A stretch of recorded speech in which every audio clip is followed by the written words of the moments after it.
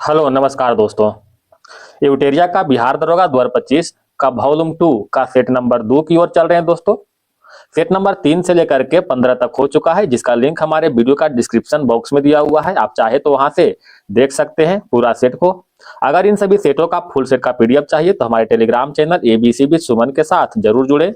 इसका भी लिंक हमारे वीडियो का डिस्क्रिप्शन बॉक्स में दिया हुआ है। तो आप वहां से जुड़ करके बहुत सारे सेट, बहुत सारे एग्जाम का सेट और क्यूज का फायदा उठा सकते हैं। दोस्तों, आपको बिहार दरोगा का एक पोस्ट लेकर आना है, चाहे जैसे भी हो। आपको डबल स्टार इस बार लेकर आना है। वैकेंसी भी बहुत अधिक है, तो जैसे भी हो सके अपने आप में हौसला रखिए और लेकर आइए। ठीक है, चाहे जितना मेहनत करना पड़े।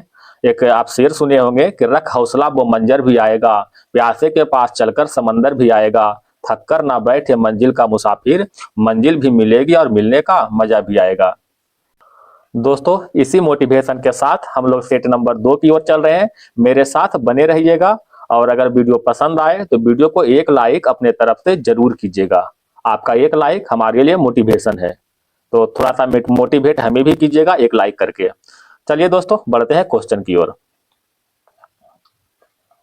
क्वेश्चन नंबर 1, एक पारिस्थितिकी तंत्र का जैविक कारक है।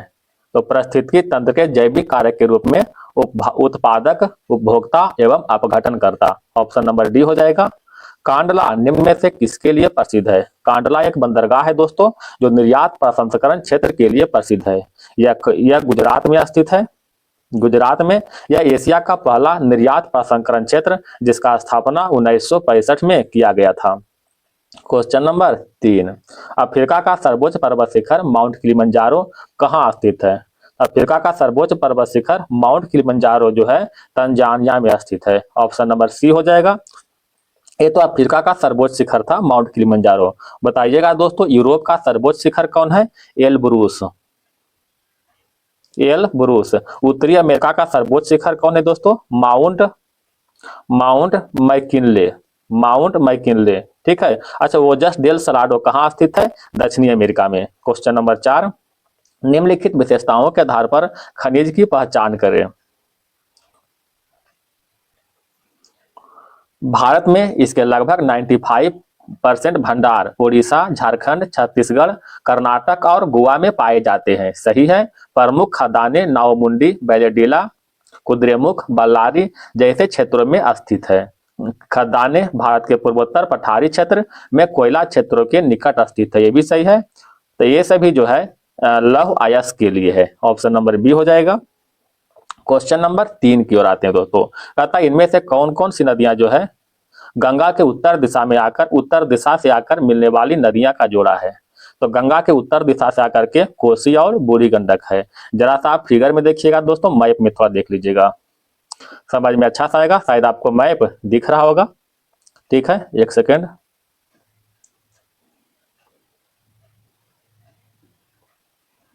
आपको मैप दिख रहा होगा दोस्तों। ये आपको देख रहे हैं गंगा नदी, ठीक है। गंगा नदी दिख रहा है, लाल से जो कर रहे हैं गंगा नदी है। इसके देखिए उत्तर से आता है रामगंगा नदी आ रहा है, गोमती आ रहा है, घाघरा आ रहा है, गंडक आ रहा है, कोसी आ रहा है, महानंदा। ये सभी उत्तर की ओर से आ रहा है। अगर दक्षिण की ओर से बात करते हैं तो कौन कौन दोस्तों? चंबल आ रहा है, सिंध आ रहा है, बेतवा, केन, ठीक है, सोन नदी, ये सभी दक्षिण की ओर से आ रहा है। तो आप इसका ऑप्शन में चेक कर सकते हैं दोस्तों।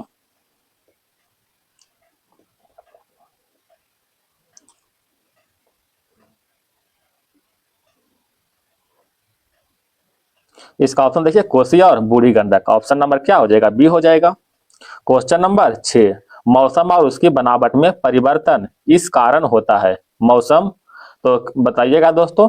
पृथ्वी के पृथ्वी के अपने अक्ष और अपने कक्षा के समतल अक्ष झुका होना। ठीक है, ऑप्शन नंबर डी हो जाएगा। पृथ्वी को अपने अक्ष पर जो है 23.5 डिग्री झुका होता है। 23.5 डिग्री, 23.5 डिग्री जो है झुका होता है। बताइएगा दोस्तों, दिन रात जो है किसके कारण होता है? घूर्णन के कारण दिन रात होता है। ठीक है। और मौसम मौसम परिवर्तन जो है परिक्रमण के कारण मौसम परिवर्तन होता है।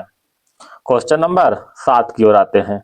भारत का अपने पड़ोसी देश के साथ अंतर्राष्ट्रीय सीमा की लंबाई के अनुसार अवरोही क्रम में बैठाने के लिए कर। अवरोही मतलब दोस्तों घटते क्रम, सॉरी, अवरोही नहीं कर रहा है, आरोही क्रम में, ठीक है। आरोही मतलब हुआ बढ़ते क्रम, यानी पहले छोटा उसके बाद धीरे धीरे बड़ा करना है। तो बड़ा में आएंगे तो सबसे लास्ट में क्या हो जाएगा, बांग्लादेश, क्योंकि बांग्लादेश की सीमा जो है सबसे ज्यादा लगता है, ठीक है।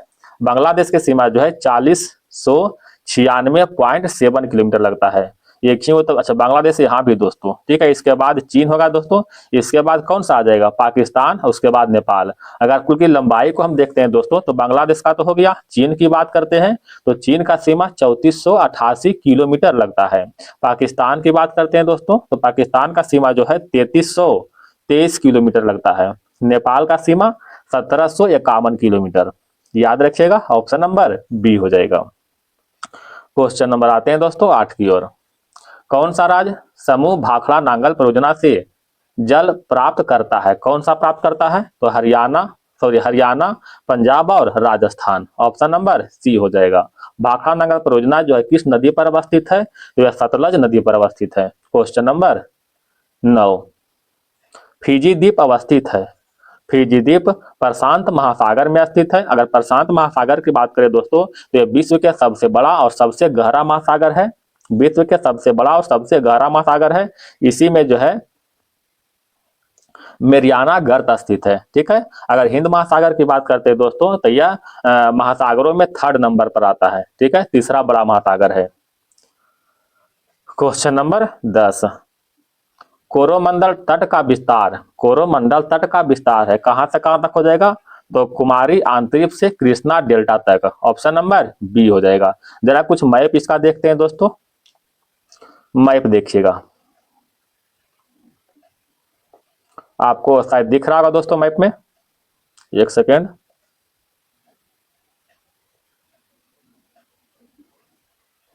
मैप दिख रहा होगा दोस्तों, आप देख रहे होंगे कि उड़ीसा के तट से, ये पीला वाला देखिए, पीला लाइन जो उड़ीसा के तट से यहाँ तक जो है डेल्टा तट के नाम से जानते हैं, या तो इसको उत्तरी सागर तट के नाम से भी जानते हैं। ये आंध्र प्रदेश का तट जो दिया हुआ है यहाँ से लेकर यहाँ तक, ये कोरोमंडल तट के नाम से जानते हैं, आंध्र प्रदेश से तमिलनाडु तक। ये आपको दिख रहा है कर्नाटक से लेकर के कहाँ तक, केरल तक, मालाबार तट के नाम से जानते हैं। यहाँ पर गोवा है दोस्तों, गोवा से लेकर के कर्नाटक के तट को केंद्रा तट के नाम से जानते हैं। यहाँ गुजरात का शुरुआती बिंदु दिख रहा है, तो यहाँ से लेकर के महाराष्ट्र होते हुए गोवा तक के तट को कोंकण तट के नाम से जानते हैं। और गुजरात का जो तट लगा हुआ ये सब है, इसको जो है काठियावाड़ तट के नाम से जानते हैं। तो इस तरह से याद रखिएगा, मैप के अनुसार आपको जल्दी याद होगा। आइए दोस्तों क्वेश्चन नंबर बढ़ते हैं 11 की ओर। 11 में कह रहा है किस नदी पर शिव समुद्रम जलप्रपात अवस्थित है। शिव समुद्रम जलप्रपात कावेरी नदी पर स्थित है। ऑप्शन नंबर 1 हो जाएगा।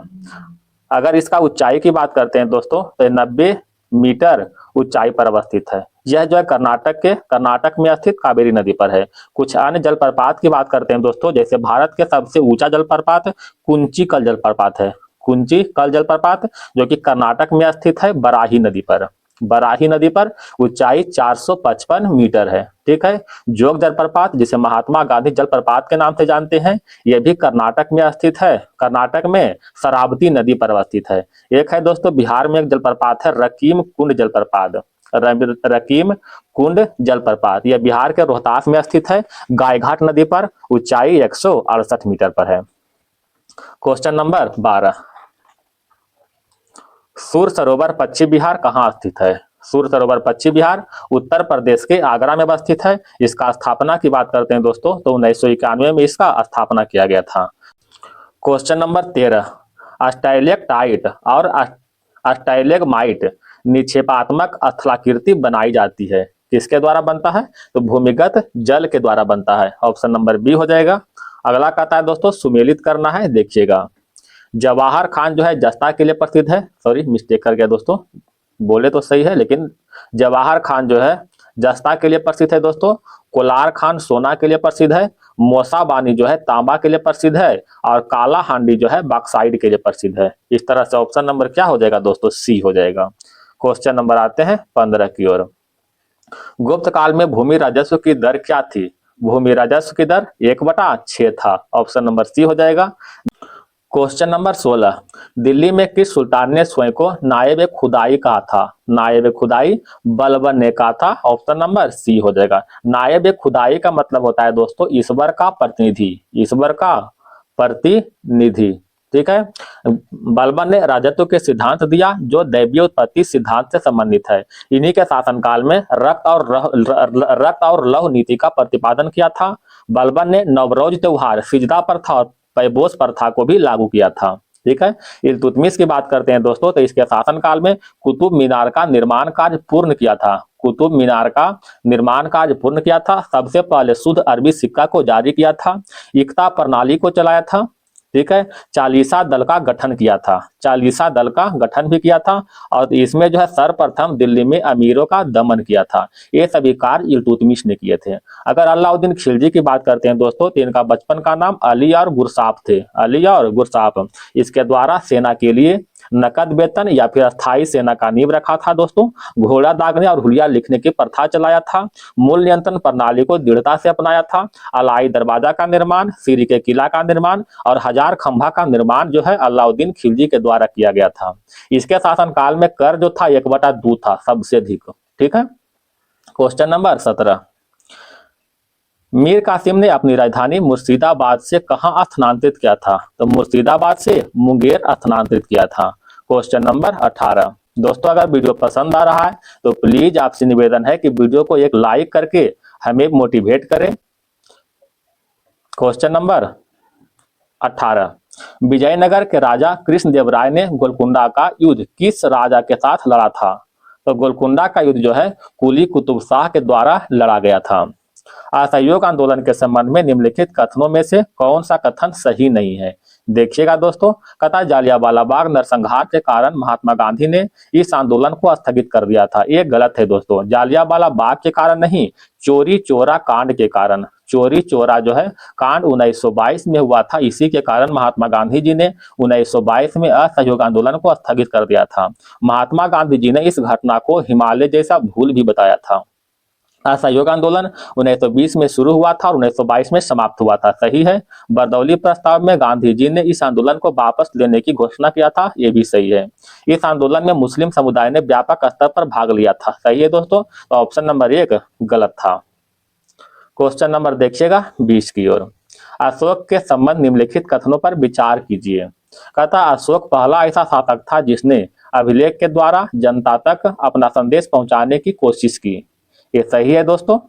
अशोक का अधिकांशतः अभिलेख जो है, ज्यादातर अभिलेख खरोष्ठी भाषा में। ये गलत है दोस्तों। खरोष्ठी भाषा में नहीं, ब्राह्मी भाषा या फिर प्राकृत भाषा में अधिकांश अभिलेख था। अशोक ने अपने एक अभिलेख में कलिंग युद्ध का वर्णन किया था। ये सही है दोस्तों। कलिंग युद्ध का वर्णन जो है अशोक के 13वें शिलालेख में या फिर 13वें अभिलेख में किया गया था। तो ऑप्शन नंबर जो है 1 और 3 सही है। ऑप्शन नंबर सी हो जाएगा। महात्मा गांधी द्वारा 1940 में प्रारंभ किए गए व्यक्तिगत सत्याग्रह के तीसरे सत्याग्रही कौन था? तो व्यक्तिगत सत्याग्रह का प्रारंभ कब हुआ था दोस्तों? 17 अक्टूबर 1940 को हुआ था। 17 अक्टूबर 1940 को। 11 अक्टूबर 1940 को विनोबा भावे को प्रथम सत्याग्रही बनाया गया था। द्वितीय सत्याग्रही के रूप में जो है जवाहरलाल नेहरू को बनाया गया था और तीसरे सत्याग्रही के रूप में ब्रह्मा दत्त को बनाया गया था। ऑप्शन नंबर क्या हो जाएगा? डी। आइए दोस्तों क्वेश्चन नंबर 22, नवपाषाण काल के औजार के संबंध में निम्नलिखित कथनों पर विचार कीजिए। विचार कीजिएगा दोस्तों। कहता है औजार पॉलिश किए जाते थे। सही है। कहता इस अवधि में जो है ओखल और मूसल का उपयोग अनाज को पीसने के लिए किया जाता था। ये भी सही है। अतः दोनों के दोनों सही है। क्वेश्चन नंबर 23, 1919 से खिलाफत समिति का गठन किया गया था। 1919 के खिलाफत कमेटी का गठन बंबई में किया गया था। मिलान करना है दोस्तों, मिलाइएगा। शेख निजामुद्दीन औलिया का संबंध चिश्ती संप्रदाय से है। शेख बहाउद्दीन जकारिया का संबंध सोहरावर्दी संप्रदाय से है। मियां मीर का संबंध जो है कादरी संप्रदाय से है और अहमद सरहिंदी का संबंध जो है नक्शबंदी संप्रदाय से है। इस तरह से ऑप्शन नंबर बी हो जाएगा। क्वेश्चन नंबर 25, कहता है निम्नलिखित कथनों में से कौन सा कथन असत्य है? रॉबर्ट क्लाइव बंगाल के प्रथम गवर्नर जनरल थे। बिल्कुल गलत है दोस्तों। रॉबर्ट क्लाइव नहीं थे। रॉबर्ट क्लाइव के स्थान पर वारेन हेस्टिंग्स थे। वारेन हेस्टिंगस, जिसका शासनकाल 1774 से लेकर के 1785 तक था। ठीक है। विलियम बेंटिक भारत के प्रथम गवर्नर जनरल थे, सही है। लॉर्ड कैनिंग भारत के प्रथम वाइसराय। सी राजगोपालचारी स्वतंत्र भारत के पहले गवर्नर जनरल थे, सही है। अतः ऑप्शन नंबर 1 क्या हो जाएगा, गलत हो जाएगा। मिलान करना है दोस्तों। कहता है सीमांत गांधी किसे कहते हैं, Seemant Gandhi Khan Abdul Ghaffar Khan. Grand old man of India Dadabhai Naoroji कहते हैं। महामना मदन मोहन मालवीय को। भारत का लौह पुरुष सरदार वल्लभ भाई पटेल को कहते हैं। ठीक है। इस तरह से ऑप्शन नंबर क्या हो जाएगा दोस्तों, 2 हो जाएगा। आइए क्वेश्चन नंबर 27 की ओर आते हैं। निम्नलिखित संधियों को कालानुक्रम सजाइए। कालानुक्रम सजाना है दोस्तों। अमृतसर की संधि कब हुआ था, अमृतसर की संधि 1809 में हुआ था। बसीन की संधि जो है 1802 में हुआ था। श्रीरंगपट्टनम की संधि 1792 में हुआ था। ठीक है। और सालबाई की संधि जो है 1782 में हुआ था। अब इसको तो आप देख करके कालानुक्रम सजा सकते हैं दोस्तों। क्या हो जाएगा आंसर, ऑप्शन नंबर सी हो जाएगा। क्वेश्चन नंबर 28 की ओर आते हैं। इजराइल और उसके अरब पड़ोसी देश के बीच योम किप्पुर युद्ध किस वर्ष लड़ा गया था। तो योम किप्पुर युद्ध के बारे में जानते हैं दोस्तों, तो यह अक्टूबर 1973 में लड़ा गया था। Question number 29। केंद्रीय बजट 2025-26 में प्रभावी राजस्व घाटा कितना रहने का अनुमान है। तो प्रभावी राजस्व घाटा 0.3% रहने का अनुमान है। यूक्रेन ने रूस पर अब तक का सबसे बड़ा हमला किया। इस हमले को यूक्रेन ने क्या नाम दिया था। इस हमले को यूक्रेन ने ऑपरेशन स्पाइडर वेब नाम दिया था, operation spider web. Question number 31। Royal challenger Bengaluru ने अपना पहला खिताब किस टीम को हराकर अपने नाम किया था। रॉयल चैलेंजर बेंगलुरु ने किंग्स 11 पंजाब को हरा करके जो है खिताब अपने नाम किया था, जिसके तहत इनको जो है 20 करोड़ का चेक मिला है और इसको जो है उपविजेता को 12.5 करोड़ का चेक मिला है। ठीक है। इसमें जो है ऑरेंज कैप की बात करते हैं दोस्तों, ऑरेंज कैप की बात करते हैं तो साई सुदर्शन को मिला है, साई सुदर्शन को मिला है। अगर पर्पल कैप की बात करते हैं तो किसको मिला है दोस्तों, कृष्णा को मिला है। ठीक है। गुजरात टाइटन के प्रसिद्ध कृष्णा को मिला है पर्पल कैप। ठीक है। आईपीएल के सबसे मूल्यवान खिलाड़ी की बात करते हैं दोस्तों, तो सूर्य कुमार यादव जो कि मुंबई इंडियंस के खिलाड़ी थे। क्वेश्चन नंबर 32 की ओर आते हैं। राफेल लड़ाकू विमानों के उत्पादन के लिए फ्रांस के डसॉल्ट एविएशन ने टाटा एडवांस सिस्टम लिमिटेड के साथ मिलकर भारत में कहां उत्पादन इकाई लगाने की घोषणा की। कहां लगाएगा दोस्तों, हैदराबाद में। ऑप्शन नंबर बी हो जाएगा। Question number 33। प्रधानमंत्री के आर्थिक सलाहकार परिषद के अध्यक्ष किसे नियुक्त किया गया है। प्रधानमंत्री के आर्थिक सलाहकार परिषद के अध्यक्ष एस महेंद्र देव को नियुक्त किया गया है। एस महेंद्र देव शेरे कश्मीर कृषि विज्ञान और प्रौद्योगिकी विश्वविद्यालय ने पशु जैव प्रौद्योगिकी के प्रोफेसर डॉक्टर रियाज अहमद के नेतृत्व में विशेषज्ञों की एक टीम ने भारत की पहली जीन संपादित बनाकर एक महत्वपूर्ण सफलता हासिल की। क्या बनाकर दोस्तों, तो एक भेड़ बना करके। Question number 35। यूनाइटेड किंगडम ने चागोस द्वीप मॉरिशस को सौंपने के लिए समझौता किया है। चागोस द्वीप समूह अवस्थिति किस महासागर में है। तो चागोस द्वीप जो है हिंद महासागर में स्थित है। हिंद महासागर जो महासागरों में तीसरा नंबर में सबसे बड़ा आता है। सबसे बड़ा महासागर दोस्तों प्रशांत महासागर है और सबसे गहरा भी। Question number 36। राष्ट्रपति द्रौपदी मुर्मू ने पूर्व रक्षा सचिव डॉक्टर अजय कुमार को किस संवैधानिक निकाय का नया अध्यक्ष नियुक्त किया है। अजय कुमार के संघ लोक सेवा आयोग के नया अध्यक्ष नियुक्त किया गया है।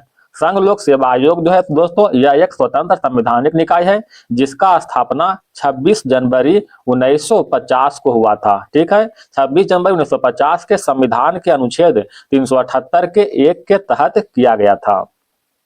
अगर लोक सेवा आयोग की बात करते हैं दोस्तों तो लोक सेवा आयोग की स्थापना 1 अक्टूबर 1926 को हुआ था। ठीक है। 1 अक्टूबर 1926 को। यूपीएससी के पहले भारतीय अध्यक्ष कौन थे दोस्तों, तो आर.एन. बनर्जी यूपीएससी के पहले अध्यक्ष थे। Question number 37। पाकिस्तान ने भारत पर कई ड्रोन और मिसाइल दागी। पाकिस्तान का यह कार्रवाई कथित तौर पर भारत के खिलाफ किस अभियान के तहत की गई थी। तो अभियान क्या था दोस्तों, तो ऑपरेशन बुनियान अल मंसूर, ठीक है, ऑपरेशन बुनियान अल मंसूर के तहत जो है भारत पर कई ड्रोन और मिसाइलें पाकिस्तान ने दाग दिया था। कर्नल सोफिया कुरैशी और किसने संयुक्त रूप से भारत के ऑपरेशन सिंदूर पर मीडिया ब्रीफिंग का नेतृत्व किया है? किसने किया है दोस्तों? तो विंग कमांडर व्योमिका सिंह ने किया है। Wing commander Vyomika Singh. Question number 39, विश्व प्रेस स्वतंत्रता सूचकांक 2025 में भारत का स्थान क्या है? तो भारत का स्थान 151वां है। ऑप्शन नंबर डी हो जाएगा। सार्वजनिक क्षेत्र का बैंक बैंक ऑफ महाराष्ट्र ने किस ट्रेन में देश का पहला एटीएम लगाया है? किसमें लगाया है दोस्तों? पंचवटी एक्सप्रेस में। ऑप्शन नंबर बी हो जाएगा। भारत का पहला फ्लोटिंग एटीएम कहां स्थापित किया गया है दोस्तों? तो केरल के कोच्चि में किया गया है और वो भी एसबीआई का एटीएम है। क्वेश्चन नंबर 41, अंतर्राष्ट्रीय सौर गठबंधन के साथ कंट्री पार्टनरशिप फ्रेमवर्क पर हस्ताक्षर करने वाला पहला अफ्रीकी देश बन गया है। तो पहला अफ्रीकी देश के रूप में मॉरिशस बना है। ऑप्शन नंबर 1 हो जाएगा। अंतर्राष्ट्रीय सौर गठबंधन की बात करते हैं दोस्तों। अंतर्राष्ट्रीय सौर गठबंधन एक संधि आधारित अंतर सरकारीय संगठन है जिसे भारत और फ्रांस ने मिलकर के 2015 में लॉन्च किया था या फिर स्थापना किया था। क्वेश्चन नंबर 42, भारतीय हवाई अड्डों और बंदरगाहों का उपयोग करके तीसरे देशों के निर्यात करने के लिए किस देश को दी जाने वाली ट्रांसशिपमेंट सुविधा को भारत ने वापस ले लिया है? कौन सा देश को? तो बांग्लादेश को। ऑप्शन नंबर सी हो जाएगा। भारत के किस हस्ती को लिस्बन शहर के सिटी ऑफ ऑनर से सम्मानित किया गया है? तो सिटी ऑफ ऑनर से द्रौपदी मुर्मू को सम्मानित किया गया है जो कि भारत के राष्ट्रपति है। क्वेश्चन नंबर आते हैं दोस्तों 44 में। चौथा भारत अमेरिका त्रिसेवा संयुक्त अभ्यास टाइगर ट्रंप 2025 का आयोजन कहां किया गया? टाइगर ट्रंप 2025 का आयोजन विशाखापत्तनम में किया गया था। टाइगर ट्रंप जो कि भारत और अमेरिका के बीच संयुक्त सैन्य अभ्यास है। क्वेश्चन नंबर 45, प्रत्येक वर्ष 24 जून को अंतर्राष्ट्रीय योग दिवस मनाया जाता है। वर्ष 2025 अंतर्राष्ट्रीय योग दिवस का थीम क्या है? तो 2025 में अंतर्राष्ट्रीय योग दिवस का थीम एक पृथ्वी एक स्वास्थ्य के लिए योग। ऑप्शन नंबर बी हो जाएगा। पहला अंतर्राष्ट्रीय योग दिवस 2015 में मनाया गया था दोस्तों, सद्भावना और शांति के लिए योग थीम के साथ। क्वेश्चन नंबर 46, सरस्वती सम्मान 2024 किसे प्रदान करने की घोषणा की गई है? तो सरस्वती सम्मान 2024 से साधु भद्रेश दास को देने की घोषणा किया गया है।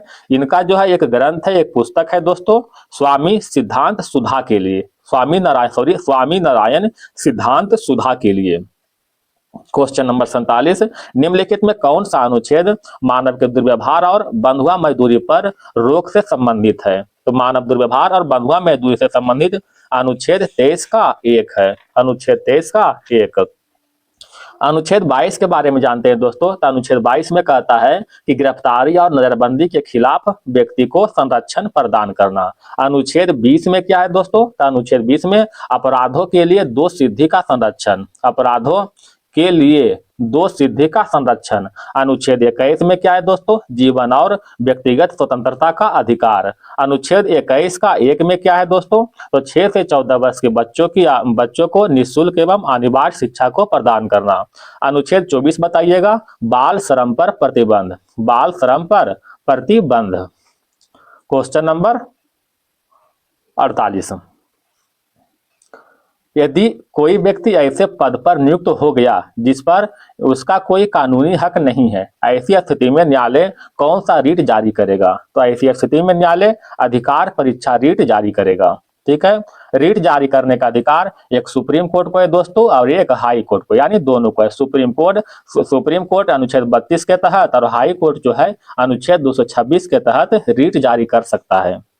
रीट जो है 5 तरह के जारी होता है दोस्तों, आपको 4 तरह का तो रीट यही दर्शाया गया है। क्वेश्चन नंबर 49, निम्नलिखित कथनों पर विचार कीजिए। कानून बनाना केवल एक विधायी प्रक्रिया ही नहीं बल्कि राजनीतिक प्रक्रिया भी है। सही है दोस्तों। मंत्री के अतिरिक्त कोई और सदस्य विधायक पेश करे तो ऐसे विधायक को निजी विधायक कहते हैं। ये भी सही दोस्तों, अतः दोनों के दोनों सही है। क्वेश्चन नंबर 50, भारतीय संविधान को औपचारिक रूप से कब लागू किया गया था? तो लागू जो है 26 नवंबर 1950 को लागू हुआ था और संविधान को अपनाया गया था 26 नवंबर 1949 को, यानी अपनाया गया था 1949 को और लागू हुआ था 1950 में। क्वेश्चन नंबर 51, निम्नलिखित में कौन सा कथन असत्य है? 1960 में बंबई को अलग करके महाराष्ट्र और गुजरात बनाए गए थे। सही है दोस्तों। मणिपुर से अलग करके 1972 में मेघालय बनाया गया था। गलत है दोस्तों, मेघालय नहीं, मणिपुर से अलग करके जो है त्रिपुरा बनाया गया था, त्रिपुरा को बनाया गया था। मेघालय की बात करते हैं दोस्तों, तो यह जो है असम से अलग करके जो है मेघालय को बनाया गया था 1972 में। ठीक है। नागालैंड का गठन 1963 में हुआ था। मिजोरम और अरुणाचल प्रदेश 1987 में अस्तित्व में आया था। तो बी जो है गलत है। क्वेश्चन नंबर 52, इंदिरा गांधी से संबंधित निम्नलिखित कथनों में से कौन सा असत्य है? कहता इंदिरा गांधी के बारे में 1966 से 77 और 80 से 84 भारत के प्रधानमंत्री रही है। बिल्कुल सही है दोस्तों। इंदिरा गांधी की सरकार के शुरुआती समय में रुपये का अवमूल्यन भी हुआ है, ये भी सही है। इन्होंने गरीबी हटाओ का नारा दिया है दोस्तों। सही है। कहता लाल बहादुर शास्त्री के मंत्रिमंडल में इन्होंने विदेश मंत्रालय का प्रभार संभाला था। ये गलत है दोस्तों, विदेश मंत्रालय नहीं होगा, सूचना प्रसारण मंत्रालय का कार्यभार संभाला था, सूचना प्रसारण मंत्रालय का। क्वेश्चन नंबर, तो ऑप्शन नंबर क्या हो जाएगा? डी गलत हो जाएगा। क्वेश्चन नंबर 53, निम्नलिखित में कौन भारतीय संविधान की प्रारूप समिति के सदस्य नहीं थे? भारतीय संविधान के प्रारूप समिति में टोटल 7 सदस्य थे, जिसमें अध्यक्ष कौन थे दोस्तों? भीमराव अंबेडकर। ठीक है। तो इसमें भीमराव अंबेडकर, एन गोपाल स्वामी अयंगर और अलादी कृष्ण स्वामी अयंगर, ये सभी जो है इसका सदस्य थे, लेकिन एचपी मोदी जो है इसका सदस्य नहीं थे। क्वेश्चन नंबर आते हैं 54 की ओर। प्राकृतिक पर्यावरण की रक्षा करें, उसका संवर्धन करें, उपबंध निम्नलिखित में किससे संबंधित है? तो यह संबंध जो है मौलिक कर्तव्य से संबंधित है। मौलिक कर्तव्य को भारत के संविधान के 42वें संविधान संशोधन 1976 के द्वारा इसे पारित किया गया था। मौलिक कर्तव्य की बात करते हैं दोस्तों, तो यह संविधान के भाग 4 के क और अनुच्छेद 51 का 1 में निहित किया गया है। मौलिक कर्तव्य रूस के संविधान से लिया गया है, जबकि मौलिक अधिकार अमेरिका के संविधान से लिया गया है। ठीक है।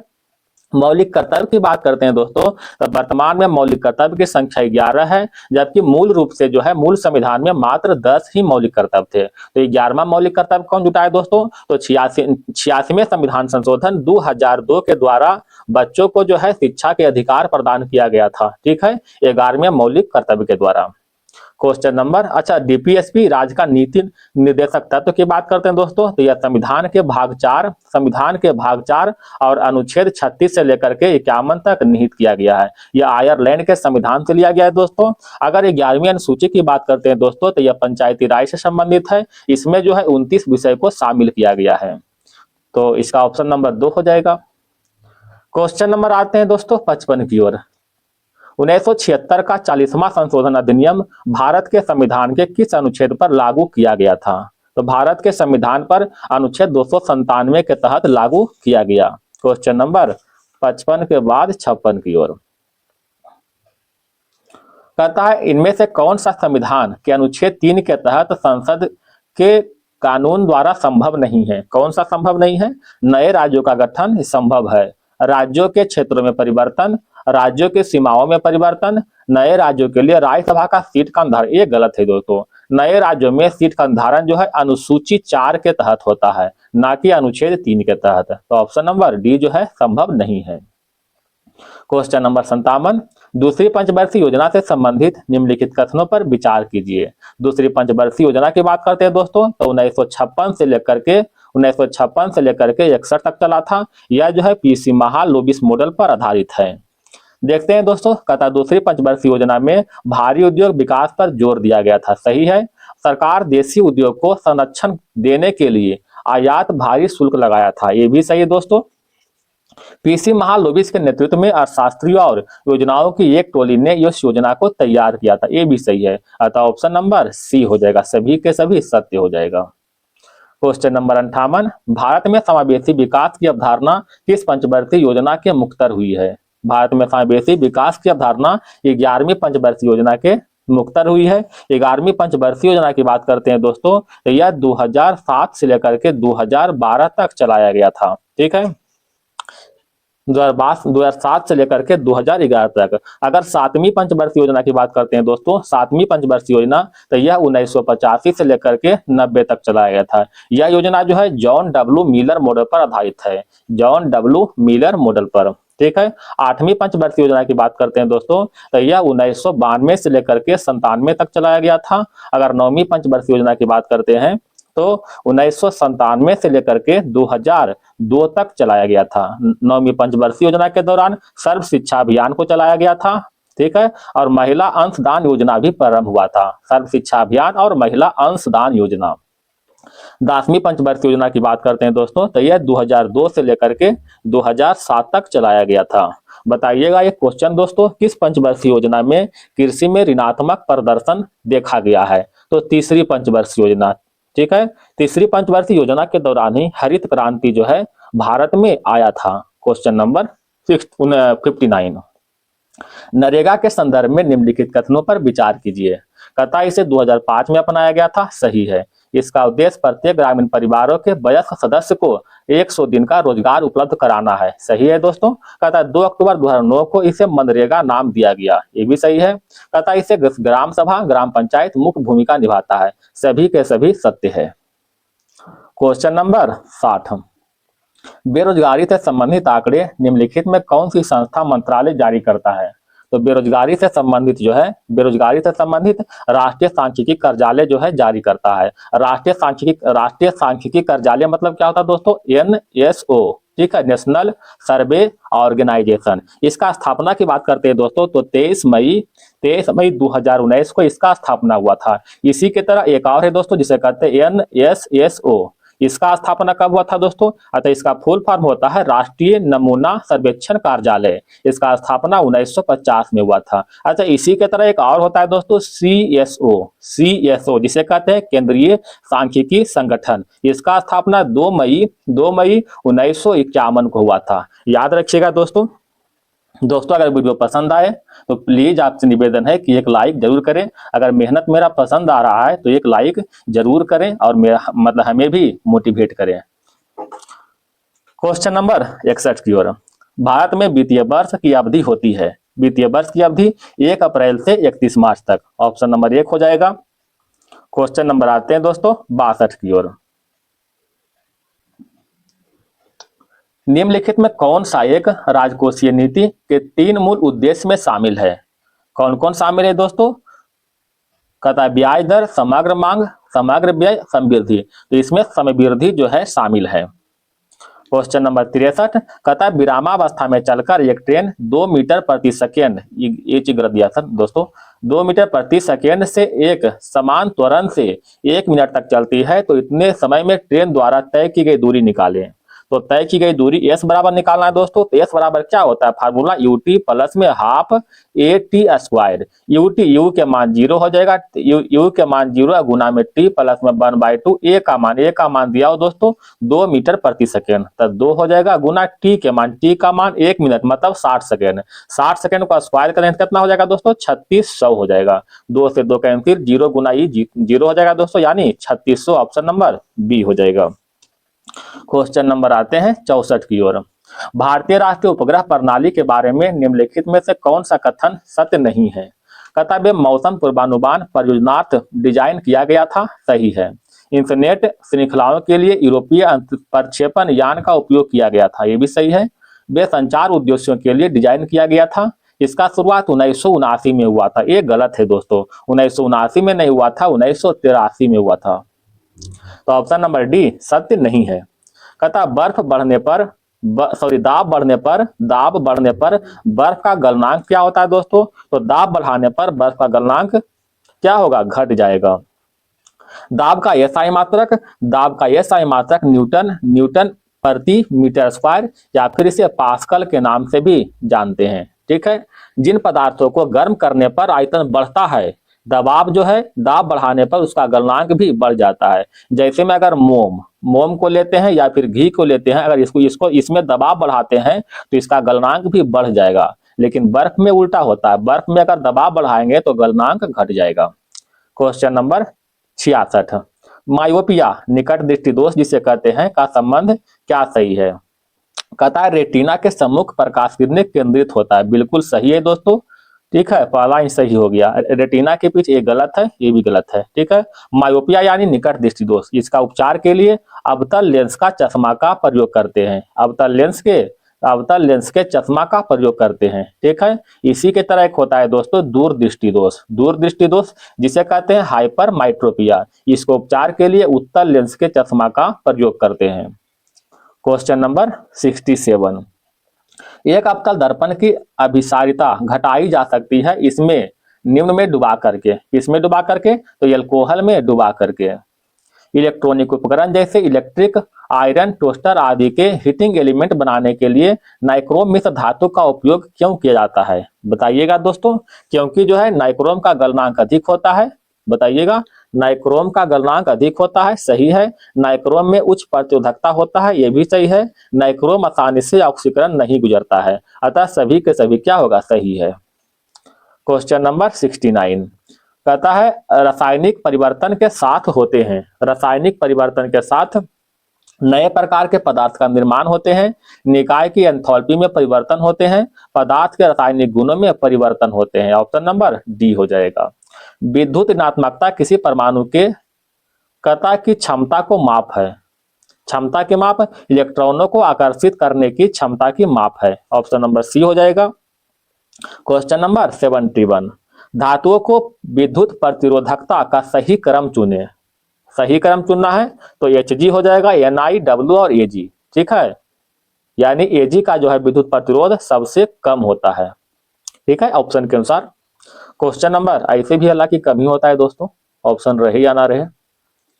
क्वेश्चन नंबर 72, फास्फोरस को पानी में क्यों रखा जाता है? फास्फोरस को पानी में क्यों रखते हैं? क्योंकि उसका प्रज्वलन ताप बहुत कम होता है। ऑप्शन नंबर बी हो जाएगा। फास्फोरस के 3 अपरूप है दोस्तों, एक तो होता है व्हाइट फास्फोरस, एक होता है रेड फास्फोरस, एक होता है ब्लैक फास्फोरस। ठीक है, 3 तरह के फास्फोरस होता है। अगर व्हाइट फास्फोरस की बात करते हैं दोस्तों तो यह 30 से लेकर के 35 डिग्री रूम के तापमान पर स्वतः हवा में जल उठता है। रेड फास्फोरस को जानते हैं दोस्तों, माचिस के जो तिल्ली होता है उसमें उपयोग करते हैं। ब्लैक फास्फोरस की बात करते हैं तो यह फास्फोरस सबसे कम क्रियाशील होता है। क्वेश्चन नंबर 73, बहुप्रयोग प्लास्टिक की पानी की बोतलें किसकी बनी होती है? तो पानी की बोतलें पॉलीथीन की बनी होती है। ऑप्शन नंबर सी हो जाएगा। क्वेश्चन नंबर 74, कोशिका में निम्नलिखित में से कौन सी पाचन थैली कहलाती है? तो कोशिका के पाचन थैली के रूप में लाइसोसोम को कहते हैं। ऑप्शन नंबर डी हो जाएगा। लाइसोसोम की बात करें दोस्तों तो इसका खोज डी डुबे ने किया था, डी डुबे ने किया था 1950 में। ठीक है, लाइसोसोम सूक्ष्म गोलाकार इकहरी झिल्ली से घिरी हुई एक थैली जैसी रचना होती है। इसमें जो है 24 प्रकार के एंजाइम पाए जाते हैं, इसीलिए जो है इसे आत्महत्या के थैली के नाम से भी जानते हैं। अगर राइबोसोम की बात करें दोस्तों तो यह जो है प्रोटीन प्लस में आरएनए से मिलकर के बना होता है राइबोसोम। ठीक है, राइबोसोम को कोशिका का जो है कोशिका के प्रोटीन का फैक्ट्री के नाम से भी जानते हैं। कोशिका के प्रोटीन का फैक्ट्री राइबोसोम को कहते हैं। माइटोकॉन्ड्रिया की बात करें दोस्तों तो इसका खोज कोलिकर ने किया था। कोलिकर ने खोज किया था 1857 में। इसका नाम किसने दिया था दोस्तों? तो नाम जो है बेंडा ने नाम दिया था, सी बेंडा, जिसे कार्ल बेंडा भी कहते हैं। तो बेंडा ने 1898 में नाम दिया था। इसको जो है कोशिका के पावर हाउस के नाम से भी जानते हैं। क्वेश्चन नंबर 75, क्लोरेकाइमा बने होते हैं, क्लोरेकाइमा मृदुतक द्वारा बने होते हैं। क्वेश्चन नंबर 76, निम्नलिखित में किसे हार्मोन माना गया है? तो हार्मोन जो है विटामिन डी को माना गया है, विटामिन डी को, जिसे रासायनिक नाम कैल्सीफेरॉल कहते हैं, कैल्सीफेरॉल कहते हैं। विटामिन ई अगर रहेगा तो उसे टोकोफेरॉल के नाम से जानते हैं। ठीक है, विटामिन ए के बारे में बात करें दोस्तों तो विटामिन ए जो है इसे रेटिनॉल के नाम से जानते हैं। इसके कमी से क्या होता है दोस्तों? रतौंधी होता है। ठीक है रतौंधी। हमारे शरीर में दो तरह का विटामिन का थोड़ा बहुत निर्माण होते हैं, एक होता है विटामिन डी और एक होता है विटामिन ई। विटामिन डी और ई इन दोनों का निर्माण होता है। विटामिन सी की बात करते हैं दोस्तों, तो इसे जो है एस्कॉर्बिक एसिड कहते हैं। ठीक है, मतलब यह जो है प्रतिरक्षा प्रणाली को सक्रिय बनाए रखने में भूमिका निभाता है। क्वेश्चन नंबर 77, मध्य कान में मौजूद तीन हड्डी का नाम क्या है? तीन हड्डी कौन से हो जाएगा? एक हाइमर, एक एनाबिल और एक हो जाएगा अस्टीरप। ये तीन हड्डी है। ठीक है, ऑप्शन नंबर बी हो जाएगा। अगर हड्डी की बात करते हैं दोस्तों, तो मानव शरीर में सबसे बड़ी हड्डी कौन है दोस्तों? तो फीमर हो जाएगा, ये जो है जांघ की हड्डी होता है। ठीक है, और सबसे छोटी हड्डी की बात करते हैं तो अस्टेपिस। अस्टेपिस ये सबसे छोटी हड्डी है। ठीक है, अस्टेपिस की तरह ही एक और वर्ड है दोस्तों जिसे कहते हैं अस्टेपिडियस, वो जो है सबसे छोटा मांसपेशी है। ठीक है, क्वेश्चन नंबर आते हैं 78 की ओर। खाली स्थान शरीर में पेट की उपकला कोशिकाओं द्वारा स्रावित होता है। तो पेट की उपकला कोशिकाओं के द्वारा हाइड्रोक्लोरिक एसिड का स्राव होता है, जिसको जो है HCl कहते हैं, हाइड्रोक्लोरिक एसिड। इसका क्वेश्चन नंबर 79, निम्नलिखित में कौन सा रोग विषाणु जनित नहीं है?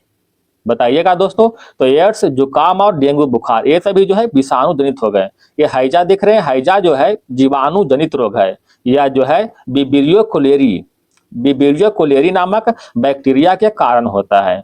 कुछ रोग और उसका जो है वायरस देख लेते हैं दोस्तों, जैसे खसरा। ठीक है, खसरा का कौन सा वायरस है? खसरा का जो है मोबिली वायरस। ठीक है, गलसुआ ये जो होता है मम्प्स वायरस के द्वारा होता है। चेचक किससे होता है दोस्तों? चेचक जो है बैरिओला वायरस से होता है, बैरिओला वायरस। इन्फ्लुएंजा होता है मिक्सो वायरस से। छोटी माता बैरिसेला वायरस से होता है। इस तरह से याद रखिएगा। क्वेश्चन नंबर 80, एक परावर्तक पृष्ठ के अंदर की ओर वक्रित है, तब निर्मित दर्पण है। निर्मित दर्पण क्या है दोस्तों? अवतल दर्पण। ऑप्शन नंबर सी हो जाएगा। क्वेश्चन नंबर 81 की ओर आते हैं। मिलान करना है दोस्तों। विटामिन सी स्कर्वी होता है, घेघा रोग होता है आयोडीन की कमी से, रतौंधी विटामिन ए, रिकेटस होता है विटामिन डी, एनीमिया आयरन की कमी से। इस तरह से ऑप्शन नंबर 1 हो जाएगा। क्वेश्चन नंबर आते हैं दोस्तों 82 की ओर। तत्व ए बी सी डुबेराइमर के त्रिक रूप में यदि ए का परमाणु भार 40, सी का परमाणु भार 137, तो बी का परमाणु भार क्या होगा? तो डुबेराइमर का त्रिक नियम ये कहता है दोस्तों कि ए और सी का परमाणु भार का योग का आधा ही परमाणु भार बी का हो जाएगा। ठीक है, तो ए और सी कितना? ए का 40 हो गया, सी का 137 बटा में 2। इसको हल कीजिएगा दोस्तों, कितना हो जाएगा? लगभग 88 के बराबर होगा। ठीक है, लगभग 88 के बराबर। ऑप्शन नंबर सी हो जाएगा। क्वेश्चन नंबर 83, वेदोक्त शब्द का संधि विच्छेद क्या होगा? वेदोक्त मतलब वेद प्लस में उक्त हो जाएगा। मृगनयनी कौन सा समास है दोस्तों? मृगनयनी कर्मधारय समास है। क्वेश्चन नंबर 85, कहता correct passive from the following sentence, one should kept one's promise. क्या हो जाएगा दोस्तों? Promise should be kept. Option number C हो जाएगा। इंड्योर शब्द का विलोम क्या हो जाएगा? अपोजिट। तो इंड्योर शब्द का विलोम हो जाएगा दोस्तों इनएक्टिविटी। ऑप्शन नंबर बी हो जाएगा। क्वेश्चन नंबर 87 की ओर आते हैं। भारत का 13वां प्रमुख बंदरगाह कौन बना है? 13वां प्रमुख बंदरगाह के रूप में बधावन बना है। बधावन कहाँ स्थित है दोस्तों? यह महाराष्ट्र में स्थित है। ठीक है, महाराष्ट्र में स्थित बंदरगाह है। कांडला की बात करते हैं दोस्तों, तो यह गुजरात में स्थित है। गुजरात में। नहाबा सोबा ये भी महाराष्ट्र में स्थित है दोस्तों। मंगलोर कहाँ है दोस्तों? कर्नाटक में स्थित है। ठीक है, क्वेश्चन नंबर 88, निम्न में से किसे आधुनिक भारत के प्रथम राष्ट्रवादी कवि माना है? आधुनिक भारत के प्रथम राष्ट्रवादी कवि हेनरी डिरिजियो को माना है। ऑप्शन नंबर सी हो जाएगा। प्रथम गणतंत्र दिवस परेड निम्नलिखित में किस वर्ष आयोजित किया गया था? इसका आयोजन 1950 में हुआ था। क्वेश्चन नंबर 90, राष्ट्रीय अंतरिक्ष दिवस किस तिथि को मनाए जाने की घोषणा की है? राष्ट्रीय अंतरिक्ष दिवस जो है 23 अगस्त को मनाए जाने की घोषणा किया है। 23 अगस्त 2023 को चंद्रयान 3 चंद्रमा पर सफल लैंडिंग के उपलक्ष्य में 23 अगस्त 2024 को पहली बार जो है राष्ट्रीय अंतरिक्ष दिवस मनाया गया था। इसका थीम था दोस्तों चंद्रमा को छूते हुए जीवन को छूना, भारत की अंतरिक्ष गाथा। चंद्रयान फर्स्ट की बात करते हैं दोस्तों, चंद्रयान फर्स्ट को तो यह जो है 22 अक्टूबर 2008 को लॉन्च किया गया था। चंद्रयान 2 की बात करते हैं दोस्तों, तो यह जुलाई 2019 में लॉन्च किया गया था। चंद्रयान 3 की बात करते हैं दोस्तों, तो यह जुलाई 2023 में लॉन्च किया गया था। 2023 में। चंद्रयान 4 की बात करते हैं दोस्तों, तो यह 2028 में लॉन्च किया जाएगा, जो कि अभी प्रस्तावित है। Question number 91। भारतीय वायुसेना को कितने कमांडों में विभाजित किया गया है? भारतीय वायुसेना को 7 कमांडों में विभाजित किया गया है। ऑप्शन नंबर सी हो जाएगा। भारतीय वायुसेना के पास पूरे भारत में 60 से अधिक एयरबेस हैं। 60 से अधिक एयरबेस है, जिसको 7 कमांडों में बांटा गया है। कौन कौन कमांड है दोस्तों, जरा सुन लीजिएगा एक बार। मध्य वायु कमांड, पूर्वी वायु कमांड, अनुरक्षण कमांड, दक्षिण पश्चिम वायु कमांड, दक्षिणी वायु कमांड, प्रशिक्षण कमांड और पश्चिमी वायु कमांड। ठीक है। Question number 92। किस वर्ष राजीव गांधी खेल रत्न पुरस्कार का नाम बदल करके मेजर ध्यानचंद खेल रत्न अवार्ड कर दिया गया था? तो इसको नाम बदला गया था 2021 में। Option number D. 2024 के लिए जो है मेजर ध्यानचंद खेल रत्न पुरस्कार, जो कि 2025 में दिया गया था, 4 व्यक्ति को मिला था। वो 4 व्यक्ति कौन कौन है दोस्तों? पहला तो आ जाएगा डी गुकेश। डी गुकेश का संबंध शतरंज से है। हरमनप्रीत सिंह, हरमनप्रीत सिंह, ठीक है, इसका संबंध किससे दोस्तों? हॉकी से है। ठीक है। प्रवीण कुमार, इसका संबंध पैरा एथलीट से है। चौथा है दोस्तों मनु भाकर, इसका संबंध निशानेबाजी से है। तो इन चारों को जो है मेजर ध्यानचंद खेल रत्न अवार्ड 2025 से सम्मानित किया गया था 2024 के लिए। क्वेश्चन नंबर बढ़ते हैं 93 की ओर। कहता अहपन लोक कला का संबंध किस राज्य से है? अहपन लोक कला बिहार से संबंधित है। ऑप्शन नंबर 1 हो जाएगा। कुछ लोक कला देख लेते हैं दोस्तों, जैसे रंगोली लोक कला कहाँ के है? रंगोली जो है महाराष्ट्र की लोक कला है। ठीक है। साथिया जो है गुजरात के लोक कला है। गोदना जो है बिहार का लोक कला है। मांडना राजस्थान का, मेहंदी राजस्थान का, चौकपूर्णा उत्तर प्रदेश, अल्पना पश्चिम बंगाल और कोल्लम जो है तमिलनाडु के लोक कला है। Question number 94। कुछ जनरेशन दिया गया दोस्तों, इसका वर्ष अंतराल दिया गया है। देखिएगा क्या कर रहा है। जनरेशन एक्स जो है 1965 से लेकर के 1980। जनरेशन वाई 1981 से 1966। जनरेशन जेड 1997 से 2010 और जनरेशन अल्फा जो है 2010 से 2024। इस तरह से ऑप्शन नंबर सी हो जाएगा। बाकी आगे दोस्तों मैथ और रीजनिंग है, इसका सोल्यूशन हम पूरा पीडीएफ के साथ दे देते हैं, आप वहां से देख सकते हैं। अगर किसी तरह प्रॉब्लम होगा दोस्तों तो आप बोलिएगा, इसका भी सोल्यूशन हम कर देंगे। ठीक है। धन्यवाद दोस्तों, और प्रेम से एक लाइक जरूर करें। आपका दिन शुभ रहे।